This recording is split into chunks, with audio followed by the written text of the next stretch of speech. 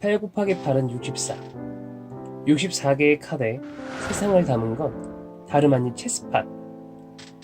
왕을 지키기 위해 일렬로 나열된 신하들, 그리고 사각형의 틀 안에서 목숨보다 귀한 명예를 걸고 움직이는 왕의 말들. 수없는 시간 뒤에 명을 끊는 체크메이트까지. 스릴 있는 이야기가 넘치는 체스판은 마치 인류사를 나열한 것과 같습니다. 오늘 소개할 이야기는 체스에 사용되는 말 중에서도 가장 약한 말, 폰이 가지고 있는 체스의 이야기입니다. 그럼 이 나약한 폰과 함께 줄거리 속 이야기로 입장하시길 바랍니다. 여기 체스판을 두고 두 사람이 한 판의 체스를 두고 있습니다. 물론 이 게임은 단순 즐기기용 게임이 아닙니다. 대가가 걸려있죠. 그 대가가 코인은 아닙니다. 그렇다고 명예도 아닙니다. 그 대가는 바로 사람의 목숨입니다. 개토의 유대인이죠.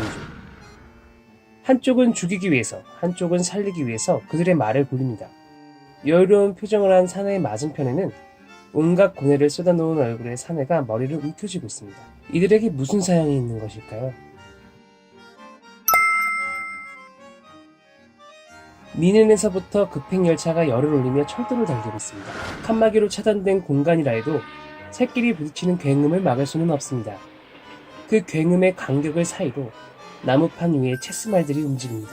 수많은 체스에 관한 저서와 플레이어로서 저명한 프리슈 박사는 매일 아침 7시 30분에 일어나 실내 수영장에서 수영을 하고 가벼운 체조 후에 화장실로 향하는 것까지 정해진 스케줄대로 생활하는 것을 추구하는 사람입니다. 그의 체스 스타일 또한 마치 시계추처럼 정확하고 예의를 용납하지 않는 경직적이며 원칙주의적이죠. 이런 프리슈는 원리 원칙에 입각해 이성의 범주에서 움직이는 아리안 체스를 최고의 베리에이션이라고 했습니다. 지금 이 기차 안에서 아리안 체스의 희생이 될 제물은 그의 절친인 바움이었죠. 늘 같은 규칙의 공격에도 이길 수 있을 법한 스타일임에도 불구하고 바움은 공지에 몰립니다. 그래도 지루한 그것길에 심심함을 달래주는 건 이 체스만한 것이 없나 봅니다. 바움이 두 손으로 얼굴을 감쌉니다. 프리슈의 베리에이션에 또 한 번 무너지는 순간입니다. 이 순간을 틈타 한 청년이 그들의 옆자리를 차지합니다. 지금 그들의 게임을 유심히 지켜보고 있는 그는 한스 마이어라는 청년입니다. 왠지 모르게 무례할 정도로 고정된 시선은 프리슈를 불편하게 했나 봅니다. 당신이 놓은 수는 최선이 아니었습니다. 청년은 그들의 게임에, 아니 정확히는 프리슈의 게임에 대해 한 수를 두었습니다. 말이 아닌 말로써 말이죠. 한스의 참견을 그대로 넘어가는 건 프리슈의 성격에 맞지 않았죠. 어떻게 이 굴욕을 갚아줄 것인가를 생각하다가 프리슈가 하나의 깨를 짜내었습니다. 그리고 무례한 청년의 개입에 대해 넌지시 제안을 던집니다. 원한다면 자네가 백을 잡아도 좋아. 아니면 흙으로. 이것과 같은 베리에이션으로 할 수도 있네. 할 수 없습니다. 청년은 완고한 거절을 합니다. 그리고 동시에 그가 왜 체스를 그만두게 되었는지, 할 수 없게 되었는지에 대한 이야기를 늘어놓습니다. 고맙게도 프리슈는 그의 말에 경청을 하죠. 한스는 어린 시절부터 체스를 두었습니다. 하지만 교통사고로 인해 부모님을 잃은 후에는 그의 손에 체스말이 쥐어지는 일이 없었다고 합니다. 그가 다시 체스말에 손에 쥔 것은 다름 아닌 13살 때였습니다. 외할머니와 함께 간 카페, 왁자지껄대는 사람들 사이로 체스를 두는 사람들. 그보다 더 충격적인 것은 나이를 뛰어넘어 상대가 누가 되었든 간에 대국을 펼치는 모습이 자신을 이끌었다는 것이었습니다. 하지만 아직 그는 제대로 된 체스를 배우지는 못했죠. 그가 본격적인 체스 세계로 들어가게 된 것은 대학생 시절이었습니다. 길거리를 배회하다가 우연찮게 들어간 곳인 맥주집 안에서 그의 스승인 타보리를 만날 수 있게 되죠. 그 맥주집 안에서 타보리는 환영받는 존재였습니다. 또한 많은 이들에게 훌륭한 체스 플레이어로서 인정받는 존재였죠. 어느 날 우연히 타보리는 한스의 게임을 지켜보게 되었고 뭔가 감정을 느낀 한스는 체스에 대한 욕망과 희망을 가지게 됩니다. 그 후로 한스는 계속해서 타보리의 뒤를 밟았다고 합니다. 그리고 다시 한번 타보리를 마주하게 되죠. 자네 정말 체스가 배우고 싶나? 네. 그렇게 해서 타보리의 제자가 되기 위한 한스의 여행은 시작됩니다. 그 첫 장소는 도시개발에서 살아남은 오래된 펜션이었습니다. 그곳에는 오래된 명화와 보물들이 잔뜩 있었죠. 타보리는 낯설어하는 한스에게 말합니다. 자네를 무조건 챔피언으로 만들어야 해. 확고한 그의 다짐 뒤에 그는 영문 모를 철학을 드러냈습니다. 그 전에 자네는 영웅이 되고 싶나 아니면 반영웅이 되고 싶나? 영웅은 체스라는 전쟁터가 없으면 살 수 없는 존재를 의미합니다. 반면 반영웅은 오직 체스만을 위해서는 살지 않는다고는 합니다. 자신에게 선택의 자유를 남겨두는 사람, 그것이 곧 반영웅이라고 합니다. 한스는 무슨 선택을 했을까요? 타보리의 특훈은 생각보다 단순했습니다. 계속해서 타보리와 여러 수의 체스를 두는 것이었죠. 승리하는 순간도 있었지만 패배하는 순간도 적지 않았습니다. 그 과정에서 한스는 자존심이 무너지게 됩니다. 자존심만 무너진다면 체스를 계속해서 두는 것이 좋은 효과를 줄 리가 없지만 자신의 자존심이 무너지는 동시에 한스에게는 체스를 향한 새로운 시선이 열리게 되죠. 완고한 자신을 무너뜨리고 세상을 자유롭게 바라보는 시선을 열게 됩니다. 체스에 대한 집중과 자신의 게임을 수없이 반복하면서 청년은 다시 한번 성장하게 됩니다.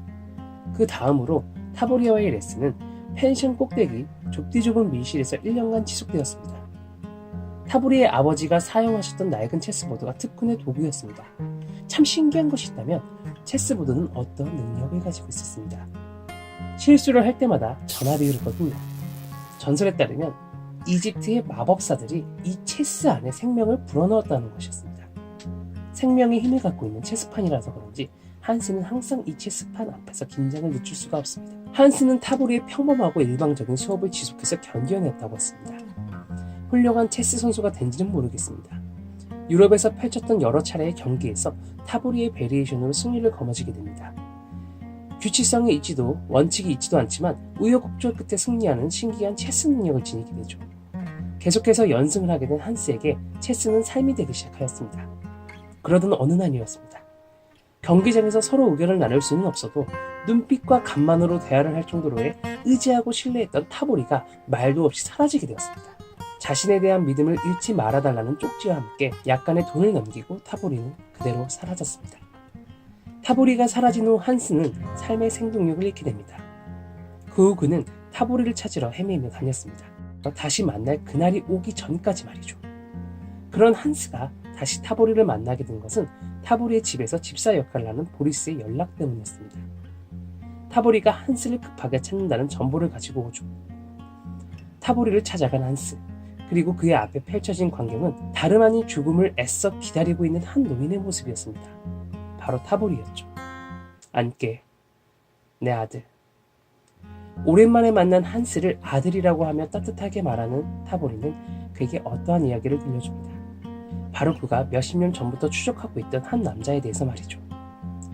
오로지 체스만이 그 남자와 타보리를 만나게 하셨다는 확신으로 타보리는 한스에게 접근했다고 고백합니다. 그래서 그를 챔피언으로 만들고 싶었나 봅니다. 타보리는 한스를 그 남자를 찾기 위한 말로 사용한 것이었죠. 하지만 한스는 타보리가 원망스럽지 않습니다. 자신에게 삶을 선물해준 은인이니까요.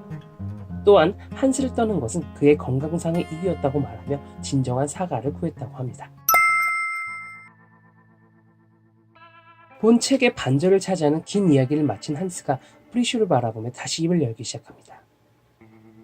전 타보리가 찾는 남자에게 그 이야기를 되풀이해 주어야 합니다. 그래야 그 남자가 타보리를 기억해낼 수 있거든요. 그리고 그 남자를 마침내 찾았습니다. 프리슈의 얼굴이 어두워집니다. 그 남자가 바로 나인 것 같군. 프리슈의 기억 너머로 체스판 중앙선을 경계로 대치하고 있는 타보리의 말과 프리슈의 말이 보입니다. 목숨만큼 갇힌 게임 한 판을 두고 말이죠.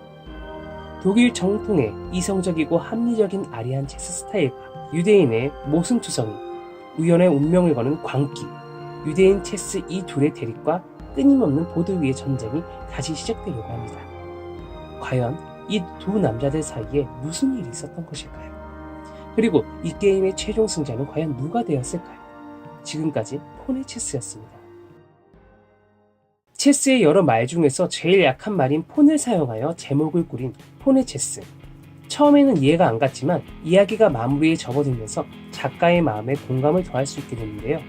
체스가 가지고 있는 개인들의 이야기와 역사적인 사건과 배경을 조합해 신선한 느낌을 가져다주는 소설이었던 것 같습니다.